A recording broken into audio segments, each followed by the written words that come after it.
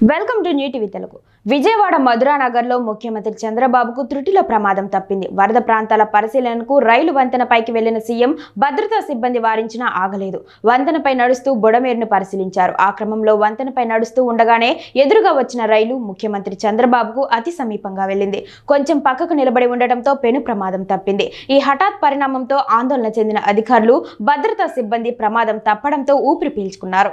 రోజులాగే ఈరోజు కూడా ముఖ్యమంత్రి చంద్రబాబు వరద ప్రభావిత ప్రాంతాల్లో క్షేత్రస్థాయి పర్యటనకు వెళ్లారు. అక్కడ జరుగుతున్న సహాయక కార్యక్రమాలను దగ్గరుండి పరిశీలిస్తున్నారు. ఉదయం ఎనికేపాడు వద్ద ఏలూరు కాలవ దాటి బుడమేరు ముంపు ప్రాంతాలను ఆయన పరిశీలించారు. అనంతరం బల్లకట్టుపై వెళ్లి ముంపు ప్రాంతాల్లో సీఎం పర్యటించారు. బుడమేరుకు గండ్లు పడిన ప్రాంతాల్లో జరుగుతున్న పనులపై అధికారులతో చంద్రబాబు చర్చించారు. దెబ్బతిన్న పంటల వివరాలను సీఎం స్థానికులను అడిగి తెలుసుకున్నారు.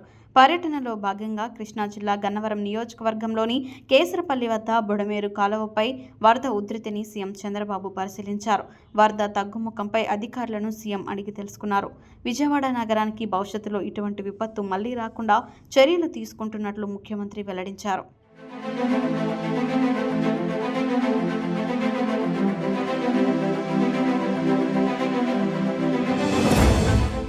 బుడమేరులో వరద తగ్గిందని అధికారులు మరింత బాధ్యతగా పనిచేయాలని సూచించారు.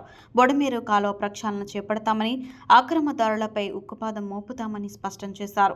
గతంలో బుడమేరు ఆధునీకరణ కోసం అధిక మొత్తంలో నిధులు కూడా కేటాయించడం జరిగిందని సీఎం చంద్రబాబు స్పష్టం చేశారు. అనంతరం విజయవాడ మధురానగర్ రైల్వే బ్రిడ్జి వద్ద ముంపు ప్రాంతాలను చంద్రబాబు పరిశీలించారు. పలువురు స్థానికులతో మాట్లాడి ప్రభుత్వ సహాయక చర్యలు అందుతున్న తీరును స్వయంగా అడిగి తెలుసుకున్నారు.